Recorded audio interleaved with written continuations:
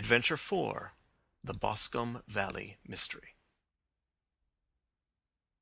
We were seated at breakfast one morning, my wife and I, when the maid brought in a telegram. It was from Sherlock Holmes, and ran in this way. "Have you a couple of days to spare? Have just been wired for from the west of England in connection with Boscombe Valley tragedy. Shall be glad if you will come with me. Air and scenery perfect. Leave Paddington by the 11:15. "What do you say, dear?" said my wife, looking across at me. "Will you go?" "I really don't know what to say. I have a fairly long list at present." "Oh, Anstruther would do your work for you. You have been looking a little pale lately. I think that the change would do you good. And you are always so interested in Mr. Sherlock Holmes's cases." "I should be ungrateful if I were not, seeing what I gained through one of them," I answered. "But if I am to go, I must pack at once, for I have only half an hour." My experience of camp life in Afghanistan had at least had the effect of making me a prompt and ready traveller. My wants were few and simple, so that in less than the time stated I was in a cab with my valise, rattling away to Paddington Station. Sherlock Holmes was pacing up and down the platform, his tall, gaunt figure made even gaunter and taller by his long grey travelling cloak and close-fitting cloth cap. "It is really very good of you to come, Watson," said he. "It makes a considerable difference to me, having someone with me on whom I can thoroughly rely. Local aid is always either worthless or else biased. If you will keep the two corner seats, I shall get the tickets." We had the carriage to ourselves, save for an immense litter of papers which Holmes had brought with him. Among these he rummaged and read, with intervals of note-taking and of meditation, until we were past Reading. Then he suddenly rolled them all into a gigantic ball and tossed them up onto the rack. "Have you heard anything of the case?" he asked. "Not a word. I have not seen a paper for some days." "The London press has not had very full accounts. I have just been looking through all the recent papers in order to master the particulars. It seems from what I gather to be one of those simple cases which are so extremely difficult." "That sounds a little paradoxical." "But it is profoundly true. Singularity is almost invariably a clue. The more featureless and commonplace a crime is, the more difficult it is to bring it home. In this case, however, they have established a very serious case against the son of the murdered man." "It is a murder, then?" "Well, it is conjectured to be so. I shall take nothing for granted until I have the opportunity of looking personally into it. I will explain the state of things to you as far as I have been able to understand it in a very few words. Boscombe Valley is a country district not very far from Ross in Herefordshire. The largest landed proprietor in that part is a Mr. John Turner, who made his money in Australia and returned some years ago to the old country. One of the farms which he held, that of Hatherley, was lent to Mr. Charles McCarthy, who was also an ex-Australian. The men had known each other in the colonies, so that it was not unnatural that when they came to settle down that they should do so as near each other as possible. Turner was apparently the richer man, so McCarthy became his tenant, but still remained, it seems, upon terms of perfect equality, as they were frequently together. McCarthy had one son, a lad of 18, and Turner had an only daughter of the same age, but neither of them had wives living. They appear to have avoided the society of the neighbouring English families, and to have led retired lives, though both the McCarthys were fond of sport, and were frequently seen at the race meetings of the neighbourhood. McCarthy kept two servants, a man and a girl. Turner had a considerable household, some half-dozen at the least. That is as much as I have been able to gather about the families. Now for the facts. On June 3rd, that is Monday last, McCarthy left his house at Hatherley about 3 in the afternoon and walked down to the Boscombe Pool, which is a small lake formed by the spreading out of the stream which runs down the Boscombe Valley. He had been out with his serving-man in the morning at Ross, and he had told the man that he must hurry, as he had an appointment of importance to keep at 3. From that appointment he never came back alive. From Hatherley farmhouse to the Boscombe Pool is a quarter of a mile, and two people saw him as he passed over this ground. One was an old woman, whose name is not mentioned, and the other was William Crowder, a gamekeeper in the employ of Mr. Turner. Both these witnesses deposed that Mr. McCarthy was walking alone. The gamekeeper adds that within a few minutes of his seeing Mr. McCarthy pass, he had seen his son, Mr. James McCarthy, going the same way with a gun under his arm.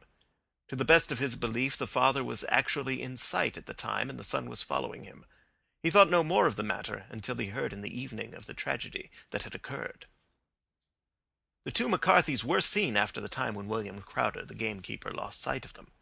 The Boscombe pool is thickly wooded round, with just a fringe of grass and of reeds round the edge.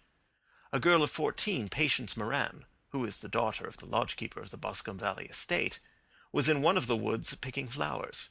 She states that while she was there she saw, at the border of the wood and close by the lake, Mr. McCarthy and his son, and that they appeared to be having a violent quarrel. She heard Mr. McCarthy the elder using very strong language to his son, and she saw the latter raise up his hand as if to strike his father. She was so frightened by their violence that she ran away and told her mother when she reached home that she had left the two McCarthys quarrelling near Boscombe Pool, and that she was afraid that they were going to fight. She had hardly said the words when young Mr. McCarthy came running up to the lodge to say that he had found his father dead in the wood, and to ask for the help of the lodge-keeper. He was much excited, without either his gun or his hat, and his right hand and sleeve were observed to be stained with fresh blood. On following him, they found the dead body stretched out upon the grass beside the pool. The head had been beaten in by repeated blows of some heavy and blunt weapon. The injuries were such as might very well have been inflicted by the butt end of his son's gun, which was found lying on the grass within a few paces of the body. Under these circumstances the young man was instantly arrested, and a verdict of wilful murder having been returned at the inquest on Tuesday, he was on Wednesday brought before the magistrates at Ross, who have referred the case to the next assizes. Those are the main facts of the case, as they came out before the coroner and the police court. "I could hardly imagine a more damning case," I remarked. "If ever circumstantial evidence pointed to a criminal, it does so here." "Circumstantial evidence is a very tricky thing," answered Holmes thoughtfully. "It may seem to point very straight to one thing, but if you shift your own point of view a little, you may find it pointing in an equally uncompromising manner to something entirely different. It must be confessed, however, that the case looks exceedingly grave against the young man, and it is very possible that he is indeed the culprit. There are several people in the neighbourhood, however, and among them Miss Turner, the daughter of the neighbouring landowner, who believe in his innocence, and who have retained Lestrade, whom you may recollect in connection with the study in scarlet, to work out the case in his interest. Lestrade, being rather puzzled, has referred the case to me, and hence it is that two middle-aged gentlemen are flying westward at 50 miles an hour, instead of quietly digesting their breakfasts at home." "I am afraid," said I, "that the facts are so obvious that you will find little credit to be gained out of this case." "There is nothing more deceptive than an obvious fact," he answered, laughing. "Besides, we may chance to hit upon some other obvious facts, which may have been by no means obvious to Mr. Lestrade. You know me too well to think that I am boasting when I say that I shall either confirm or destroy his theory by means which he is quite incapable of employing or even of understanding. To take the first example to hand, I very clearly perceive that in your bedroom the window is upon the right-hand side, and yet I question whether Mr. Lestrade would have noticed even so self-evident a thing as that." "How on earth—" "My dear fellow, I know you well. I know the military neatness which characterizes you. You shave every morning, and in this season you shave by the sunlight. But since your shaving is less and less complete as we get farther back on the left side, until it becomes positively slovenly as we get round the angle of the jaw, it is surely very clear that that side is less illuminated than the other. I could not imagine a man of your habits looking at himself in an equal light and being satisfied with such a result. I only quote this as a trivial example of observation and inference. Therein lies my métier, and it is just possible that it may be of some service in the investigation which lies before us. There are one or two minor points which are brought out in the inquest and which are worth considering." "What are they?" "It appears that his arrest did not take place at once, but after the return to Hatherley Farm. On the inspector of constabulary informing him that he was a prisoner, he remarked that he was not surprised to hear it, and that it was no more than his deserts. This observation of his had the natural effect of removing any traces of doubt which might have remained in the minds of the coroner's jury. "It was a confession!" I ejaculated. "No, for it was followed by a protestation of innocence. Coming on top of such a damning series of events, it was at the least a most suspicious remark." "On the contrary," said Holmes, "it is the brightest rift which I can at present see in the clouds. However innocent he might be, he could not be such an absolute imbecile as not to see that the circumstances were very black against him. Had he appeared surprised at his own arrest, or feigned indignation at it, I should have looked upon it as highly suspicious, because such surprise or anger would not be natural under the circumstances, and yet might appear to be the best policy to a scheming man. His frank acceptance of the situation marks him as either an innocent man, or else as a man of considerable self-restraint and firmness. As to his remark about his deserts, it was also not unnatural, if you consider that he stood beside the dead body of his father, and that there is no doubt that he had that very day so far forgotten his filial duty as to bandy words with him, and even, according to the little girl whose evidence is so important, to raise his hand as if to strike him. The self-reproach and contrition which are displayed in his remark appear to me to be the signs of a healthy mind rather than of a guilty one." I shook my head. "Many men have been hanged on far slighter evidence," I remarked. "So they have, and many men have been wrongfully hanged." "What is the young man's own account of the matter?" "It is, I am afraid, not very encouraging to his supporters, though there are one or two points in it which are suggestive. You will find it here, and may read it for yourself." He picked out from his bundle a copy of the local Herefordshire paper, and having turned down the sheet he pointed out the paragraph in which the unfortunate young man had given his own statement of what had occurred. I settled myself down in the corner of the carriage and read it very carefully.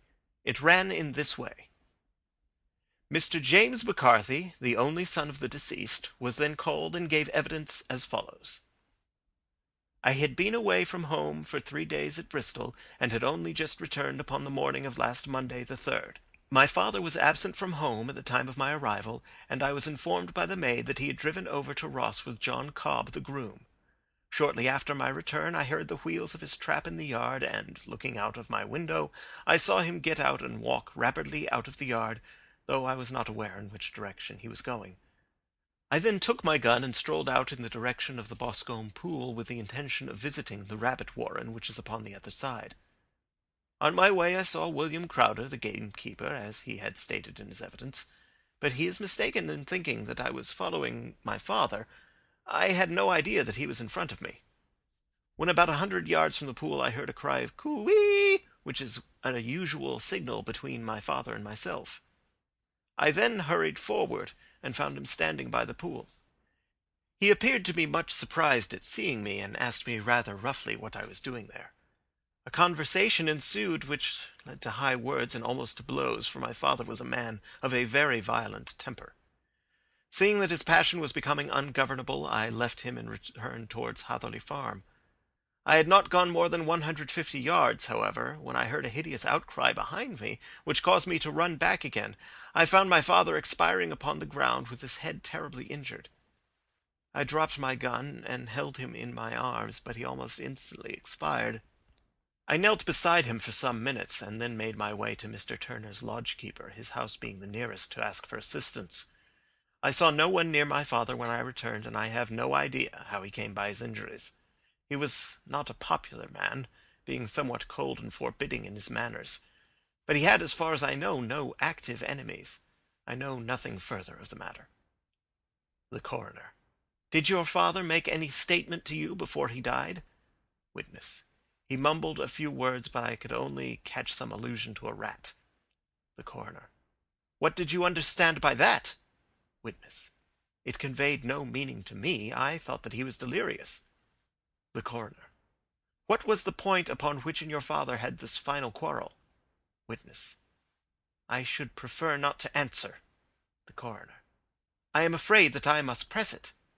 Witness: "It is really impossible for me to tell you. I can assure you that it has nothing to do with the sad tragedy which followed."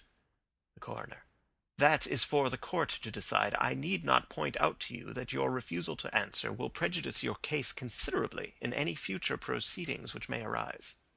Witness. I still must refuse. The coroner.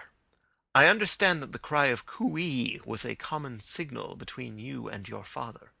Witness. It was. The coroner. How was it, then, that he uttered it before he saw you and before he even knew that you had returned from Bristol? Witness, with considerable confusion. I do not know. A juryman. Did you see nothing which aroused your suspicions when you returned on hearing the cry and found your father fatally injured? Witness. Nothing definite. The coroner. What do you mean? Witness. I was so disturbed and excited as I rushed out into the open that I could think of nothing except my father. Yet I have a vague impression that as I ran forward, something lay upon the ground to the left of me. It seemed to be something grey in colour, a coat of some sort, or a plaid perhaps. When I rose from my father, I looked round for it, but it was gone. Do you mean that it had disappeared before you went to help? Yes, it was gone. You cannot say what it was? No, I had a feeling something was there. How far from the body? 12 yards or so. And how far from the edge of the wood? About the same. Then if it was removed, it was while you were within 12 yards of it? Yes, but with my back towards it. This concluded the examination of the witness. I see, said I as I glanced down the column, that the coroner in his concluding remarks was rather severe upon young McCarthy. He calls attention, and with reason, to the discrepancy about his father having signalled to him before seeing him, and also to his refusal to give details of his conversation with his father, and his singular account of his father's dying words. They are all, as he remarks, very much against the son. Holmes laughed softly to himself, and stretched himself out upon the cushioned seat. Both you and the coroner have been at some pains, said he, to single out the very strongest points in the young man's favour. Don't you see that you alternately give him credit for having too much imagination and too little? Too little if he could not invent a cause of quarrel which would give him the sympathy of the jury. Too much if he evolved from his own inner consciousness anything so outré as a dying reference to a rat, and the incident of the vanishing cloth. No, sir, I shall approach this case from the point of view that what this young man says is true, and we shall see whither that hypothesis will lead us. And now here is my pocket Petrarch, and not another word shall I say of this case until we are on the scene of action. We lunch at Swindon, and I see that we shall be there in 20 minutes. It was nearly 4 o'clock when we at last, after passing through the beautiful Stroud Valley and over the broad gleaming Severn, found ourselves at the pretty little country town of Ross. A lean ferret-like man, furtive and sly-looking, was waiting for us upon the platform. In spite of the light brown dustcoat and leather leggings which he wore in deference to his rustic surroundings, I had no difficulty in recognizing Lestrade of Scotland Yard. With him we drove to the Hereford Arms, where a room had already been engaged for us. "I have ordered a carriage," said Lestrade, as we sat over a cup of tea.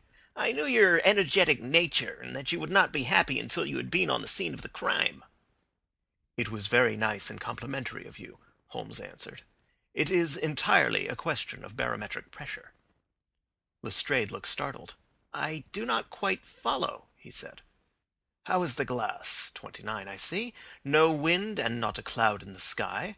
I have a case full of cigarettes here which needs smoking, and the sofa is very much superior to the usual country hotel abomination. I do not think that it is probable that I shall use the carriage tonight." Lestrade laughed indulgently.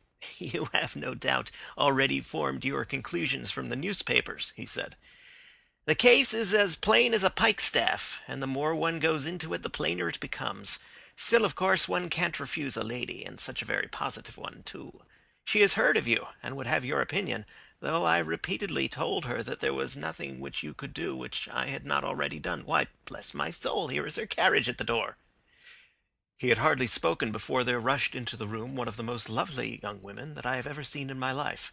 Her violet eyes shining, her lips parted, a pink flush upon her cheeks, all thought of her natural reserve lost in her overpowering excitement and concern. "Oh, Mr. Sherlock Holmes!" she cried. glancing from one to the other of us, and finally with a woman's quick intuition fastening upon my companion. "I am so glad that you have come. I've driven down to tell you so. I know that James didn't do it. I know it, and I want you to start upon your work knowing it too. Never let yourself doubt upon that point. We have known each other since we were little children, and I know his faults, as no one else does. But he is too tender-hearted to hurt a fly. Such a charge is absurd to anyone who really knows him." "I hope we may clear him, Miss Turner," said Sherlock Holmes. "You may rely upon my doing all that I can." "But you have read the evidence. You have formed some conclusion. Do you not see some loophole, some flaw? Do you not yourself think that he is innocent?" "I think that it is very probable." "There now," she cried, throwing back her head and looking defiantly at Lestrade. "You hear? He gives me hopes." Lestrade shrugged his shoulders. "I am afraid that my colleague has been a little quick in forming his conclusions," he said. "But he is right. Oh, I know that he is right. James never did it. And about his quarrel with his father, I am sure that the reason why he would not speak about it to the coroner is because I was concerned in it." "In what way?" asked Holmes. "It is no time for me to hide anything. James and his father had many disagreements about me. Mr. McCarthy was very anxious that there should be a marriage between us. James and I have always loved each other as brother and sister, but of course he is young and has seen very little of life yet, and, well, naturally he did not wish to do anything like that yet. So there were quarrels, and this, I am sure, was one of them." "And your father?" asked Holmes. "Was he in favor of such a union?" "No, he was averse to it also. No one but Mr. McCarthy was in favor of it." A quick blush passed over her fresh young face as Holmes shot one of his keen, questioning glances at her. "Thank you for this information," said he. "May I see your father if I call tomorrow?" "I am afraid the doctor won't allow it." "The doctor?" "Yes. Have you not heard? Poor father has never been strong for years back, but this has broken him down completely. He is taken to his bed, and Dr. Willows says that he is a wreck, and that his nervous system is shattered. Mr. McCarthy was the only man alive who had known Dad in the old days in Victoria." "Ha! In Victoria. That is important." "Yes, at the mines." "Quite so, at the gold mines, where, as I understand, Mr. Turner made his money." "Yes, certainly." "Thank you, Miss Turner. You have been of material assistance to me." "You will tell me if you have any news tomorrow. No doubt you will go to the prison to see James. Oh, if you do, Mr. Holmes, do tell him that I know him to be innocent." "I will, Miss Turner." "I must go home now, for Dad is very ill, and he misses me so if I leave him. Good-bye, and God help you in your undertaking." She hurried from the room as impulsively as she had entered, and we heard the wheels of her carriage rattle off down the street. "I am ashamed of you, Holmes," said Lestrade with dignity after a few minutes' silence. "Why should you raise up hopes which you are bound to disappoint? I am not over-tender of heart, but I call it cruel." "I think that I see my way to clearing James McCarthy," said Holmes. "Have you an order to see him in prison?" "Yes, but only for you and me." "Then I shall reconsider my resolution about going out. We have still time to take a train to Hereford and see him tonight?" "Ample." "Then let us do so. Watson, I fear that you will find it very slow, but I shall only be away a couple of hours." I walked down to the station with them, and then wandered through the streets of the little town, finally returning to the hotel, where I lay upon the sofa, and tried to interest myself in a yellow-backed novel. The puny plot of the story was so thin, however, when compared to the deep mystery through which we were groping, and I found my attention wander so continually from the action to the fact, that I at last flung it across the room, and gave myself up entirely to a consideration of the events of the day. Supposing that this unhappy young man's story were absolutely true, then what hellish thing, what absolutely unforeseen and extraordinary calamity could have occurred between the time when he parted from his father and the moment when, drawn back by his screams, he rushed into the glade? It was something terrible and deadly. What could it be? Might not the nature of the injuries reveal something to my medical instincts? I rang the bell and called for the weekly country paper, which contained a verbatim account of the inquest. In the surgeon's deposition it was stated that the posterior third of the left parietal bone and the left half of the occipital bone had been shattered by a heavy blow from a blunt weapon. I marked the spot upon my own head. Clearly such a blow must have been struck from behind. That was to some extent in favor of the accused, as, when seen quarrelling, he was face to face with his father. Still, it did not go for very much, for the older man might have turned his back before the blow fell. Still, it might be worth while to call Holmes's attention to it. Then there was the peculiar dying reference to a rat. What could that mean? It could not be delirium. A man dying from a sudden blow does not commonly become delirious. No, it was more likely to be an attempt to explain how he met his fate. But what could it indicate? I cudgelled my brains to find some possible explanation. And then the incident of the grey cloth seen by young McCarthy. If that were true, the murderer must have dropped some part of his dress, presumably his overcoat, in his flight, and must have had the hardihood to return and to carry it away at the instant when the son was kneeling with his back turned, not a dozen paces off. What a tissue of mysteries and improbabilities the whole thing was! I did not wonder at Lestrade's opinion, and yet I had so much faith in Sherlock Holmes's insight that I could not lose hope as long as every fresh fact seemed to strengthen his conviction of young McCarthy's innocence. It was late before Sherlock Holmes returned. He came back alone, for Lestrade was staying in lodgings in the town. "The glass still keeps very high," he remarked as he sat down. "It is of importance that it should not rain before we are able to go over the ground. On the other hand, a man should be at his very best and keenest for such nice work as that, and I did not wish to do it when fagged by a long journey. I have seen young McCarthy." "And what did you learn from him?" "Nothing." "Could he throw no light?" "None at all. I was inclined to think at one time that he knew who had done it and was screening him or her. But I am convinced now that he is as puzzled as every one else. He is not a very quick-witted youth, though comely to look at, and I should think sound at heart." "I cannot admire his taste," I remarked, "if it is indeed a fact that he was averse to a marriage with so charming a young lady as this Miss Turner." "Ah, thereby hangs a rather painful tale. This fellow is madly, insanely in love with her, but some 2 years ago, when he was only a lad, and before he really knew her, for she had been away 5 years at a boarding school, what does the idiot do but get into the clutches of a barmaid in Bristol and marry her at a registry office? No one knows a word of the matter, but you can imagine how maddening it must be to him to be upbraided for not doing what he would give his very eyes to do, but which he knows to be absolutely impossible. It was sheer frenzy of this sort which made him throw his hands up into the air when his father, at their last interview, was goading him on to propose to Miss Turner. On the other hand, he had no means of supporting himself, and his father, who was by all accounts a very hard man, would have thrown him over utterly had he known the truth. It was with his barmaid wife that he had spent the last 3 days in Bristol, and his father did not know where he was. Mark that point. It is of importance. Good has come out of evil, however, for the barmaid, finding from the papers that he is in serious trouble and likely to be hanged, has thrown him over utterly and has written to him to say that she has a husband already in the Bermuda dockyard, so that there is really no tie between them. I think that bit of news has consoled young McCarthy for all that he has suffered." "But if he is innocent, who has done it?" "Ah, who? I would call your attention very particularly to 2 points. One is that the murdered man had an appointment with someone at the pool, and that the someone could not have been his son, for his son was away, and he did not know when he would return.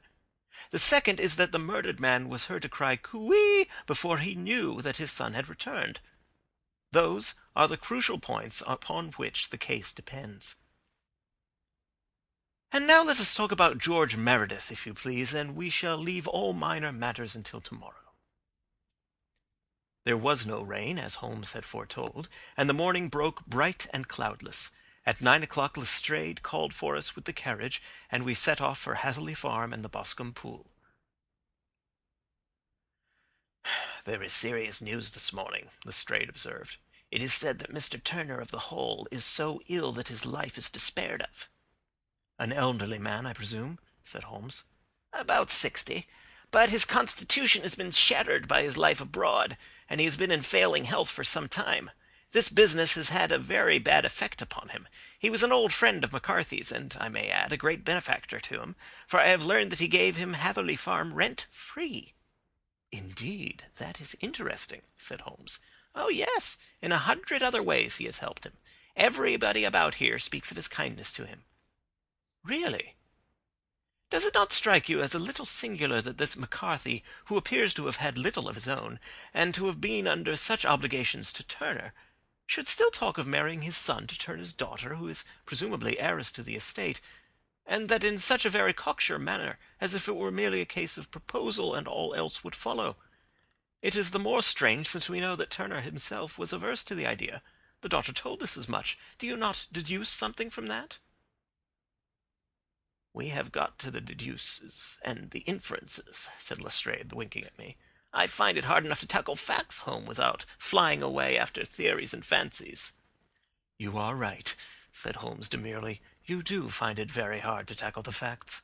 "Anyhow, I have grasped one fact which you seem to find it difficult to get hold of," replied Lestrade with some warmth. "And that is?" "That McCarthy Sr. met his death from McCarthy Jr., and that all theories to the contrary are the merest moonshine." "Well, moonshine is a brighter thing than fog," said Holmes, laughing. "But I am very much mistaken if this is not Hatherley Farm upon the left." "Yes, that is it." It was a widespread, comfortable-looking building, 2 stories, slate-roofed, with great yellow blotches of lichen upon the grey walls. The drawn blinds and the smokeless chimneys, however, gave it a stricken look, as though the weight of this horror still lay heavy upon it. We called at the door, when the maid, at Holmes's request, showed us the boots which her master wore at the time of his death, and also a pair of the son's, though not the pair which he had then had. Having measured these very carefully from 7 or 8 different points, Holmes desired to be led to the courtyard, from which we all followed the winding track which led to Boscombe Pool. Sherlock Holmes was transformed when he was hot upon such a scent as this. Men who had only known the quiet thinker and logician of Baker Street would have failed to recognize him. His face flushed and darkened. His brows were drawn into 2 hard black lines, while his eyes shone out from beneath them with a steely glitter. His face was bent downward, his shoulders bowed, his lips compressed, and the veins stood out like whipcord in his long sinewy neck. His nostrils seemed to dilate with a purely animal lust for the chase, and his mind was so absolutely concentrated upon the matter before him that a question or remark fell unheeded upon his ears, or at the most only provoked a quick, impatient snarl in reply. Swiftly and silently he made his way along the track which ran through the meadows, and so by way of the woods to the Boscombe Pool. It was damp, marshy ground, as is all that district, and there were marks of many feet, both upon the path and amid the short grass which bounded it on either side. Sometimes Holmes would hurry on, sometimes stop dead, and once he made quite a little detour into the meadow. Lestrade and I walked behind him, the detective indifferent and contemptuous, while I watched my friend with the interest which sprang from the conviction that every one of his actions was directed towards a definite end. The Boscombe Pool, which is a little reed-girt sheet of water some 50 yards across, is situated at the boundary between the Hatherley Farm and the private park of the wealthy Mr. Turner. Above the woods which lined it upon the farther side we could see the red, jutting pinnacles which marked the site of the rich landowner's dwelling. On the Hatherley side of the pool the woods grew very thick, and there was a narrow belt of sodden grass 20 paces across between the edge of the trees and the reeds which lined the lake. Lestrade showed us the exact spot at which the body had been found, and indeed so moist was the ground that I could plainly see the traces which had been left by the fall of the stricken man. To Holmes, as I could see by his eager face and peering eyes, very many other things were to be read upon the trampled grass. He ran round, like a dog who is picking up a scent, and then turned upon my companion. "What did you go into the pool for?" he asked. "I fished about with a rake. I thought there might be some weapon or other trace, but how on earth—" "Oh, tut, tut, I have no time. That left foot of yours with its inward twist is all over the place. A mole could trace it, and there it vanishes among the reeds. Oh, how simple it would have all been had I been here before they came like a herd of buffalo and wallowed all over it. Here is where the party with the lodge-keeper came, and they have covered all tracks for 6 or 8 feet round the body. But here are 3 separate tracks of the same feet." He drew out a lens and lay down upon his waterproof to have a better view, talking all the time rather to himself than to us. "These are young McCarthy's feet. Twice he was walking, and once he ran swiftly, so that the soles are deeply marked and the heels hardly visible. That bears out his story. He ran when he saw his father on the ground. Then here are the father's feet as he paced up and down. What is this, then? It is the butt end of the gun as the son stood listening. And this? Ha ha! What have we here? Tiptoes, tiptoes square to quite unusual boots. They come, they go, they come again. Of course, that was for the cloak. Now, where did they come from? He ran up and down, sometimes losing, sometimes finding the track, until we were well within the edge of the wood and under the shadow of a great beech, the largest tree in the neighborhood. Holmes traced his way to the farther side of this, and lay down once more upon his face with a little cry of satisfaction. For a long time he remained there, turning over the leaves and dried sticks, gathering up what seemed to me to be dust into an envelope, and examining with his lens not only the ground, but even the bark of the tree as far as he could reach. A jagged stone was lying among the moss, and this he also carefully examined and retained. Then he followed a pathway through the wood until he came to the high road, where all traces were lost. "It has been a case of considerable interest," he remarked, returning to his natural manner. "I fancy that this grey house on the right must be the lodge. I think that I will go in and have a word with Moran, and perhaps write a little note. Having done that, we may drive back to our luncheon. You may walk to the cab, and I shall be with you presently." It was about 10 minutes before we regained our cab and drove back into Ross, Holmes still carrying with him the stone which he had picked up in the wood. "This may interest you, Lestrade," he remarked, holding it out. "The murder was done with it." "I see no marks." "There are none." "How do you know, then?" "The grass was growing under it. It had only lain there a few days. There was no sign of a place whence it had been taken. It corresponds with the injuries. There is no sign of any other weapon." "And the murderer?" "Is a tall man, left-handed, limps with the right leg, wears thick-soled shooting boots and a grey cloak, smokes Indian cigars, uses a cigar holder, and carries a blunt penknife in his pocket. There are several other indications, but these may be enough to aid us in our search." Lestrade laughed. "I am afraid that I am still a skeptic," he said. "Theories are all very well, but we have to deal with a hard-headed British jury." "Nous verrons," answered Holmes calmly. "You work your own method, and I shall work mine. I shall be busy this afternoon, and shall probably return to London by the evening train." "And leave your case unfinished?" "No, finished." "But the mystery?" "It is solved." "Who is the criminal, then?" "The gentleman I describe." "But who is he?" "Surely it would not be difficult to find out. This is not such a populous neighborhood." Lestrade shrugged his shoulders. "I am a practical man," he said, "and I really cannot undertake to go about the country looking for a left-handed gentleman with a game leg. I should become the laughing-stock of Scotland Yard." "All right," said Holmes quietly. "I have given you the chance. Here are your lodgings. Good-bye. I shall drop you a line before I leave." Having left Lestrade at his rooms, we drove to our hotel, where we found lunch upon the table. Holmes was silent and buried in thought, with a pained expression upon his face, as one who finds himself in a perplexing position. "Look here, Watson," he said when the cloth was cleared. "Just sit down in this chair, and let me preach to you for a little. I don't know quite what to do, and I should value your advice. Light a cigar, and let me expound." "Pray do so." "Well, now, in considering this case, there are 2 points about young McCarthy's narrative which struck us both instantly, although they impressed me in his favour and you against him. One was the fact that his father should, according to his account, cry cooey before seeing him. The other was his singular dying reference to a rat. He mumbled several words, you understand, but that was all that caught the son's ear. Now, from this double point our research must commence, and we will begin it by presuming that what the lad says is absolutely true. What of this cooey, then? Well, obviously it could not have been meant for the son. The son, as far as he knew, was in Bristol. It was mere chance that he was within earshot. The cooey was meant to attract the attention of whoever it was that he had the appointment with. But cooey is a distinctly Australian cry, and one which is used between Australians. There is a strong presumption that the person whom McCarthy expected to meet him at Boscombe Pool was someone who had been in Australia. What of the rat, then? Sherlock Holmes took a folded paper from his pocket and flattened it out on the table. "This is a map of the colony of Victoria," he said. "I wired to Bristol for it last night." He put his hand over part of the map. "What do you read?" "A rat," I read. And now he raised his hand. Ballarat! Quite so. That was the word the man uttered, and of which his son only caught the last two syllables. He was trying to utter the name of his murderer, so-and-so of Ballarat. "It is wonderful!" I exclaimed.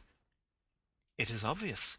And now you see I had narrowed the field down considerably. The possession of a grey garment was a third point which, granting the son's statement to be correct, was a certainty. We have come now out of mere vagueness to the definite conception of an Australian from Ballarat with a grey cloak." "Certainly." "And one who was at home in the district, for the pool can only be approached by the farm or by the estate, where strangers could hardly wander." "Quite so." "Then comes our expedition of today. By an examination of the ground I gained the trifling details which I gave to that imbecile Lestrade as to the personality of the criminal." "But how did you gain them?" "You know my method. It is founded upon the observation of trifles. His height I might know that you might roughly judge from the length of his stride. His boots, too, might be told from their traces. Yes, they were peculiar boots." "But his lameness?" "The impression of his right foot was always less distinct than his left. He put less weight upon it. Why? Because he limped. He was lame." "But his left-handedness?" "You were yourself struck by the nature of the injury as recorded by the surgeon at the inquest. The blow was struck from immediately behind, and yet was upon the left side. Now, how can that be, unless it were by a left-handed man? He had stood behind that tree during the interview between the father and son. He had even smoked there. I found the ash of a cigar, which my special knowledge of tobacco ashes enables me to pronounce as an Indian cigar. I have, as you know, devoted some attention to this, and written a little monograph on the ashes of 140 different varieties of pipe, cigar, and cigarette tobacco. Having found the ash, I then looked round and discovered the stump among the moss where he had tossed it. It was an Indian cigar, of the variety which are rolled in Rotterdam." "And the cigar holder?" "I could see that the end had not been in his mouth, therefore he used a holder. The tip had been cut off, not bitten off, but the cut was not a clean one, so I deduced a blunt penknife." "Holmes," I said, "you have drawn a net round this man from which he cannot escape, and you have saved an innocent human life as truly as if you had cut the cord which was hanging him. I see the direction in which all this points. The culprit is—" "Mr. John Turner," cried the hotel waiter, opening the door of our sitting-room and uttering in a visitor.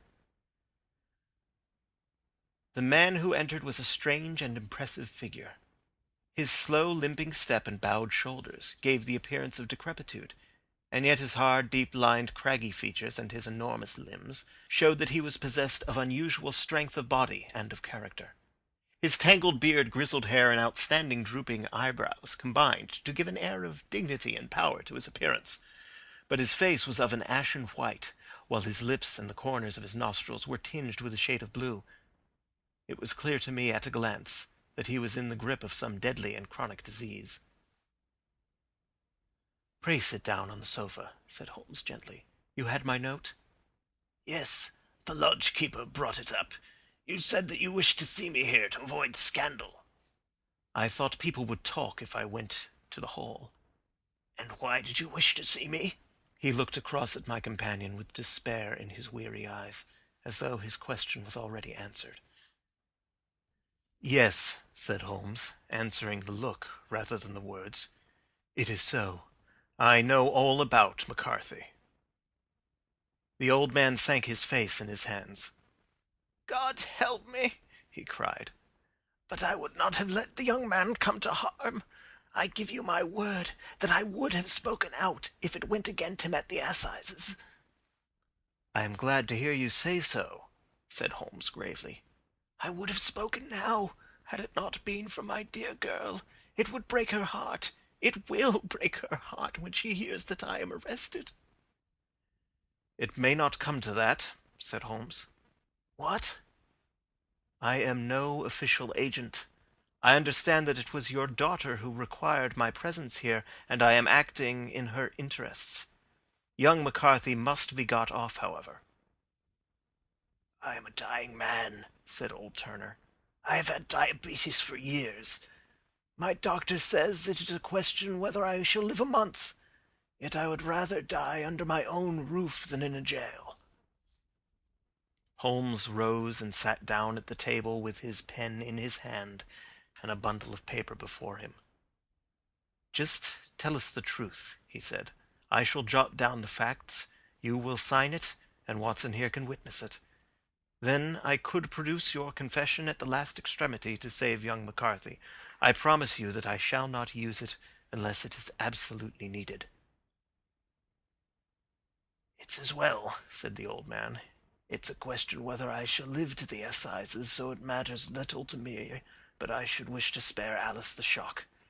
And now I will make the thing clear to you. It has been a long time in the acting, but it will not take me long to tell. You didn't know this dead man, McCarthy. He was a devil incarnate, I tell you that. God keep you out of the clutches of such a man as he. His grip has been upon me these 20 years, and he has blasted my life. I'll tell you first how I came to be in his power. It was in the early 60s at the diggings. I was a young chap then, hot-blooded and reckless, ready to turn my hand at anything. I got among bad companions, took to drink, had no luck with my claim, took to the bush, and in a word became what you would call over here a highway robber. There were 6 of us, and we had a wild, free life of it, sticking up a station from time to time, or stopping the wagons on the road to the diggings. Black Jack of Ballarat was the name I went under, and our party is still remembered in the colony as the Ballarat Gang. One day, a gold convoy came down from Ballarat to Melbourne, and we lay in wait for it and attacked it. There were 6 troopers and 6 of us, so it was a close thing, but we emptied 4 of their saddles at the first volley. 3 of our boys were killed, however, before we got the swag. I put my pistol to the head of the wagon driver, who was this very man McCarthy. I wished to the Lord that I had shot him then, but I spared him, though I saw his wicked little eyes fixed on my face as though to remember every feature. We got away with the gold, became wealthy men, and made our way over to England without being suspected. There I parted from my old pals and determined to settle down to a quiet and respectable life. I bought this estate, which chanced to be in the market, and I set myself to do a little good with my money to make up for the way in which I had earned it. I married too, and though my wife died young, she left me my dear little Alice. Even when she was just a baby, her wee hand seemed to lead me down the right path as nothing else had ever done. In a word, I turned over a new leaf and did my best to make up for the past. All was going well when McCarthy laid his grip upon me. I had gone up to town about an investment, and I met him in Regent Street with hardly a coat to his back or a boot to his foot. "Here we are, Jack," says he, touching me on the arm. "We'll be as good as a family to you. There's 2 of us, me and my son, and you can have the keeping of us.